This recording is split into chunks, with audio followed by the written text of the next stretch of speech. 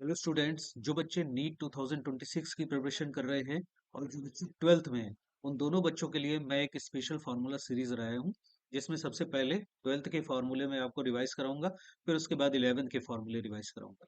देखिए, इलेवेंथ और ट्वेल्थ के जो फिजिक्स के फार्मूले हैं वो एक बहुत इम्पोर्टेंस रखते हैं उन बच्चों के लिए जो नीट 2026 की प्रिपरेशन कर रहे हैं। फिजिक्स में देखिए, जब आपको अगर फॉर्मूले याद होंगे तो आपकी प्रॉब्लम्स पर अप्रोच अच्छी बनेगी और सारी प्रॉब्लम्स आप अच्छे से सॉल्व कर पाओ। तो फिजिक्स में फॉर्मूलों का बहुत ज़्यादा इंपॉर्टेंस है। आपको फॉर्मूले तो सारे के सारे बिल्कुल याद होने चाहिए। तो चलिए बेटा, स्टार्ट करते हैं हम लोग अपने चैप्टर वन से, जो कि है इलेक्ट्रिक चार्जेस एंड फील्ड। इसमें सबसे पहले आते हैं चार्ज पर। चार्ज के बारे में आपको पता होगा कि चार्ज दो प्रकार के होते हैं, एक तो पॉजिटिव चार्ज और एक negative charge. Positively charge body तब बनती है जब उससे इलेक्ट्रॉन बाहर निकाल लिए जाते हैं, और नेगेटिवली चार्ज बॉडी तब बनती है जब उसमें इलेक्ट्रॉन बाहर से प्लेस कर दिए जाते हैं। चार्ज का यूनिट होता है कूलम, ये एसआई यूनिट है। और दूसरा यूनिट होता है सीजीएस यूनिट, और ये यूनिट होता है ईएसयू। ठीक है, तो आपको ध्यान रखना है एसआई यूनिट चार्ज का कूलम है और सीजीएस यूनिट ईएसयू है। और ये फॉर्मूला भी आपको याद रखना है, दैट इज 1 कूलम 3 × 10⁹ ईएसयू के इक्वल होता है। आगे बढ़ते हैं, इंड्यूस चार्ज पर आते हैं। देखिए, जब किसी बॉडी पर क्यू नॉट का चार्ज है और उससे हम किसी दूसरी न्यूट्रल बॉडी को अगर चार्ज करना चाहते हैं, तो उस पर चार्ज अगर हम इंड्यूस कराते हैं तो इंड्यूस चार्ज की वैल्यू होती है -Q0 1 - 1/k। ठीक है, ये इंपॉर्टेंट फॉर्मूला है जो आपको याद रखना है। क्यू नॉट की वैल्यू इंड्यूसिंग चार्ज की वैल्यू होती है, यानी जिस बॉडी से हम चार्ज कर रहे हैं दूसरी बॉडी को, उसका चार्ज। के यहाँ पर डाइलेक्ट्रिक कांस्टेंट होता है न्यूट्रल बॉडी का, यानी जिस बॉडी को हम चार्ज कर रहे हैं उसका डाइलेक्ट्रिक कांस्टेंट। ठीक है, तो फॉर्मूला इंपॉर्टेंट है, याद रखिएगा इंड्यूस चार्ज को निकालने का। थर्ड पॉइंट पर आते हैं, types of charge densities. Charge densities three types की होती हैं, एक डेंसिटी, दूसरी सरफेस चार्ज डेंसिटी, तीसरी वॉल्यूम चार्ज डेंसिटी। एक एक करके समझते हैं। Linear charge density. देखिए, जब चार्ज एक लेंथ के अलोंग डिस्ट्रीब्यूटेड होता है तो उसकी जो चार्ज डेंसिटी होती है वो लीनियर चार्ज डेंसिटी कहलाती है। लीनियर चार्ज डेंसिटी को लैम्डा से डिनोट करते हैं। फॉर्मूला आपको याद रखना है, लैम्डा इज इक्वल टू होगा Q/L। Q is the total charge on the body, L is the length of the body. ठीक है, तो ये चार्ज डेंसिटी का फॉर्मूला आपको याद रखना है। सेकंड है सरफेस चार्ज डेंसिटी, इसको सिग्मा से डिनोट करते हैं। जब चार्ज सरफेस एरिया पर डिस्ट्रीब्यूटेड होता है तो चार्ज पर यूनिट एरिया की वैल्यू सरफेस चार्ज डेंसिटी कहलाती है, इसको सिग्मा से डिनोट करते हैं। वॉल्यूम चार्ज डेंसिटी, देखिए जब पूरा चार्ज वॉल्यूम में डिस्ट्रीब्यूटेड होगा। वॉल्यूम में चार्ज को डिस्ट्रीब्यूट करने के लिए हमें एक नॉन कंडक्टिंग स्फीयर लेना पड़ेगा, क्योंकि कंडक्टिंग स्फीयर पर जब भी हम चार्ज देते हैं तो पूरा पूरा सरफेस पर आ जाएगा, उसके वॉल्यूम में नहीं रहेगा। तो एक नॉन कंडक्टिंग स्फीयर हमको कंसीडर करना है, उसके अंदर चार्ज देना है तो पूरे वॉल्यूम में चार्ज रहेगा।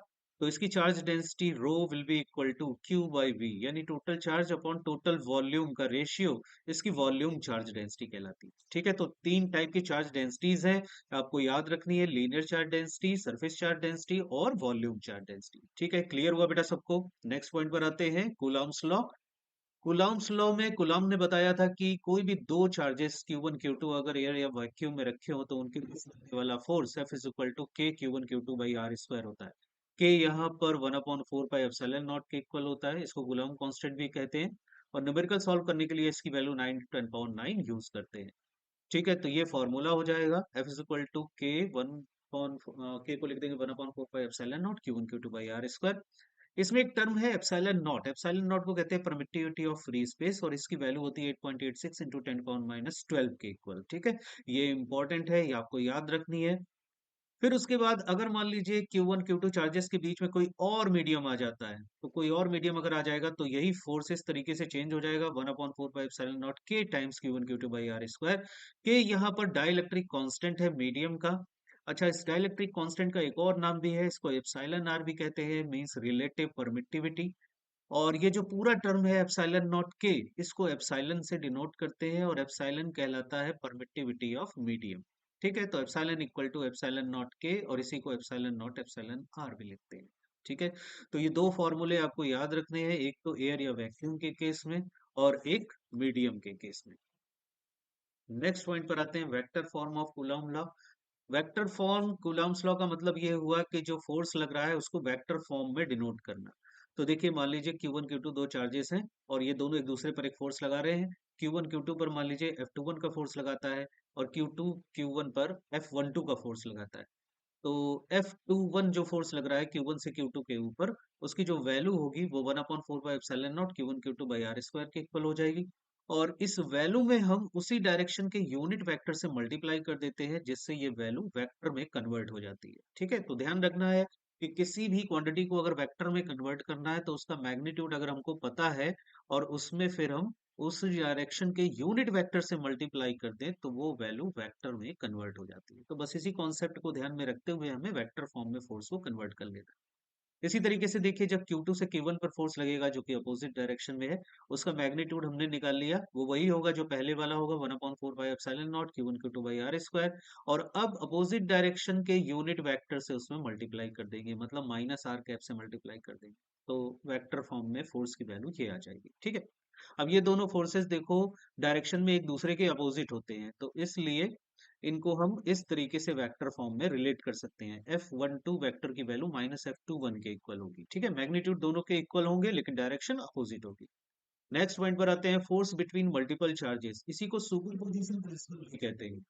देखिए, अगर Q1 Q2 Q3 ये थ्री चार्जेस कहीं पर रखे हुए हैं और बीच में एक चार्ज Q0 रखा हुआ है, तो ये तीनों चार्जेस मिल करके Q0 पे कितना फोर्स लगाएंगे, उस फोर्स की वैल्यू इन सभी की वजह से जो इंडिविजुअल फोर्स लगता है Q0 के ऊपर, उसके वेक्टर सम के इक्वल होती है। ठीक है, मान लेते हैं Q1 का फोर्स Q0 पर F1 लग रहा है, उसी तरीके से Q2 F2 का फोर्स लगा रहा है, Q3 F3 का फोर्स लगा रहा है। तो Q0 पर जो नेट फोर्स की वैल्यू होगी that will be equal to F1 plus F2 plus F3। ठीक है, नेक्स्ट पॉइंट पर आते हैं, इलेक्ट्रिक फील्ड। इलेक्ट्रिक फील्ड, देखिए कोई अगर चार्ज कहीं पर रखा हुआ है तो अपने चारों तरफ एक ऐसा इफेक्ट प्रोड्यूस करता है कि उस एरिया में अगर किसी और चार्ज को रखा जाए तो उस पर एक फोर्स लगने लगता है। और यही force per unit test charge की जो वैल्यू होती है उसी को हम कहते हैं electric field at that point. ठीक है, तो इलेक्ट्रिक फील्ड किसी पॉइंट पर निकालनी है तो क्या करना पड़ेगा, वहां पर एक टेस्ट चार्ज को रख दो, उस पर फोर्स की वैल्यू को देखो और फोर्स में उसी टेस्ट चार्ज से डिवाइड कर दो, तो फोर्स अपॉन टेस्ट चार्ज का जो रेशियो होगा उस पॉइंट पर इलेक्ट्रिक फील्ड की वैल्यू आ जाएगी। तो इसको जब हम कैलकुलेट करते हैं तो देखो ये फॉर्मूला निकल के आ जाता है 1/4 क्यू बाई आर स्क्वायर। और यही फॉर्मूला देखो पॉइंट चार्ज की वजह से किसी पॉइंट पर इलेक्ट्रिक फील्ड के कैलकुलेट करने का भी होता है। जैसे मान लीजिए यहाँ पर प्लस क्यू का चार्ज रखा हुआ है, पी पॉइंट पर आर डिस्टेंस पर इलेक्ट्रिक फील्ड हमें कैलकुलेट करनी है, तो उसकी वैल्यू यही आएगी 1/4 क्यू बाई आर स्क्वायर। अब बस आपको एक चीज और ध्यान रखनी है कि अगर मान लीजिए पॉजिटिव चार्ज है तो फील्ड की direction away from the charge होगी, और यही अगर नेगेटिव चार्ज की वजह से फील्ड निकालने हैं तो टुवर्ड्स द चार्ज डायरेक्शन होगी इलेक्ट्रिक फील्ड की। Vector form of Coulomb's law, sorry vector form of electric field. तो देखिए, जो इलेक्ट्रिक फील्ड का मैग्नीट्यूड आया है उसमें जिस डायरेक्शन में इलेक्ट्रिक फील्ड है उसी डायरेक्शन के यूनिट वेक्टर से मल्टीप्लाई कर देंगे तो vector form of electric field हमको मिल जाएगा। पॉइंट नंबर 9 पर आते हैं, electric field E due to multiple charges, superposition principle. जैसे हम लोगों ने फोर्स के लिए निकाला था वैसे इलेक्ट्रिक फील्ड के लिए है। मान लीजिए Q1 Q2 Q3 ये थ्री चार्जेस हैं और एक पॉइंट है O जहां पर हम तीनों की वजह से नेट इलेक्ट्रिक फील्ड कैलकुलेट कर रहे हैं। तो मान लीजिए Q1 की वजह से E1 क्रिएट हो रही है, Q2 की वजह से E2 क्रिएट हो रही है, Q3 की वजह से E3 फील्ड क्रिएट हो रही है। तो जो नेट फील्ड ऊपर बनेगी उसकी वैल्यू हो जाएगी vector E1 plus vector E2 plus vector E3 के समेशन के इक्वल। अगले पॉइंट पर आते हैं, इलेक्ट्रिक डाइपोल। इलेक्ट्रिक डाइपोल क्या होता है, देखिए जब दो इक्वल एंड अपोजिट चार्जेस एक स्मॉल डिस्टेंस पर रखे होते हैं तो इस सिस्टम को कहते हैं इलेक्ट्रिक डाइपोल। इस इलेक्ट्रिक डाइपोल का अपना एक इलेक्ट्रिक डाइपोल मोमेंट भी होता है जो कि एक वेक्टर क्वांटिटी है जिसको हम वेक्टर पी से डिनोट करते हैं। इसका मैग्नीट्यूड होता है Q इंटू टू ए के इक्वल, जहाँ Q चार्ज की वैल्यू है, टू ए दोनों चार्जेस के बीच की डिस्टेंस है। डायरेक्शन ऑफ डाइपोल मूवमेंट ये माइनस क्यू से प्लस क्यू की तरफ होती है, इंपॉर्टेंट है ध्यान रखिएगा। डाइपोल मूवमेंट की डायरेक्शन हमेशा माइनस क्यू चार्ज से प्लस क्यू चार्ज की तरफ होती है। नेक्स्ट पॉइंट पर आते हैं, electric field due to dipole on axial position. Axial position का मतलब डाइपोल जैसे इस तरीके से हॉरिजॉन्टल में रखा हुआ है तो उसी हॉरिजॉन्टल लाइन में आगे किसी पॉइंट पर इलेक्ट्रिक फील्ड हम कैलकुलेट करने जा रहे हैं। ये जो पोजीशन है वो एक्सियल पोजीशन कहलाती है। तो एक्सियल पोजीशन में जो इलेक्ट्रिक फील्ड की वैल्यू कैलकुलेट होकर के आती है वो 1/4 two p r upon r square minus a square का होल स्क्वायर। इंपॉर्टेंट फॉर्मूला है भाई, याद रखना है आपको।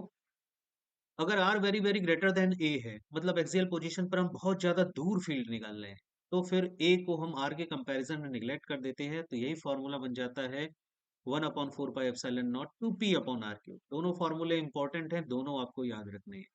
और एक इम्पॉर्टेंट बात ये आपको यहाँ पर याद रखनी है, वो ये कि जो एक्सियल डायरेक्शन में फील्ड की डायरेक्शन होगी, वो डाइपोल मूवमेंट की जो डायरेक्शन होगी उसी डायरेक्शन में होगी। जिस डायरेक्शन में डाइपोल मूवमेंट होगा उसी डायरेक्शन में एक्सियल में इलेक्ट्रिक फील्ड भी होती है। ये पॉइंट भी आपको याद रखना है, that is important. Next point पर आते हैं। Point number 12, electric field due to dipole on perpendicular bisector. Perpendicular bisector का मतलब कि देखो, डाइपोल इस पोजीशन में रखा हुआ है और इसके मिड से एक लाइन पास हो रही है परपेंडिकुलर। ठीक है, तो ये वाली जो परपेंडिकुलर लाइन है वो कहलाती है परपेंडिकुलर बाइसेक्टर। इस परपेंडिकुलर बाइसेक्टर पर आर डिस्टेंस पर यहाँ पर हम इलेक्ट्रिक फील्ड कैलकुलेट करना चाह रहे हैं, तो देखिए माइनस क्यू चार्ज की वजह से फील्ड इधर होगी, प्लस क्यू चार्ज की वजह से फील्ड इधर होगी, और सब दोनों के मैग्नीट्यूड सेम होंगे। अब इन फील्ड को हम उनके कंपोनेंट में डिवाइड करेंगे, तो जो हॉरिजेंटल वाले कंपोनेंट है वो ऐड हो जाएंगे और वर्टिकल वाले कंपोनेंट एक दूसरे को कैंसिल आउट करेंगे। तो जो रिजल्टेंट फील्ड बनेगी वो उनके हॉरिजेंटल कंपोनेंट के समेशन से बनेगी। तो हॉरिजॉन्टल कंपोनेंट का समेशन कर दिया हमने, और देखो ये फील्ड की वैल्यू कैलकुलेट होकर के आती है 1/4 pi epsilon not p/r² plus a² की पावर 3/2। ये फॉर्मूला आपको याद रखना है, इंपॉर्टेंट है। और इसी में अगर r very very greater then a है, मतलब मिड पॉइंट से हम बहुत ज्यादा डिस्टेंस पर, बहुत ज्यादा दूरी पर अगर फील्ड कैलकुलेट कर रहे हैं, जैसे यहाँ कहीं पर कैलकुलेट कर रहे हैं, तो फिर फील्ड का फॉर्मूला बन जाएगा 1/4 pi epsilon not p/r cube. इसमें a को हम निग्लेक्ट कर देंगे। अच्छा, यहाँ पर भी एक इंपॉर्टेंट बात कि फील्ड की जो डायरेक्शन होगी, यहाँ पर फील्ड की जो डायरेक्शन है वो डाइपोल मूवमेंट की डायरेक्शन के अपोजिट डायरेक्शन में होगी बेटा। ठीक है, तो आपको ध्यान रखना है कि जिस डायरेक्शन में फील्ड होगी वो डायरेक्शन डाइपोल मूवमेंट की डायरेक्शन के अपोजिट होगी। अगर फील्ड इस डायरेक्शन में है तो डाइपोल मूवमेंट उस डायरेक्शन में रहा होगा। ठीक है, और अगर डाइपोल मूवमेंट इस डायरेक्शन में है तो फील्ड जब हम निकालेंगे तो वो इस डायरेक्शन में निकल के आएगी। ठीक है, तो ध्यान रखना है आपको। तो बेटा ये था हम लोगों का आज का फॉर्मूला रिवीजन। तो बेटा अब मिलते हैं नेक्स्ट टाइम पर, तब तक के लिए बेस्ट ऑफ लक।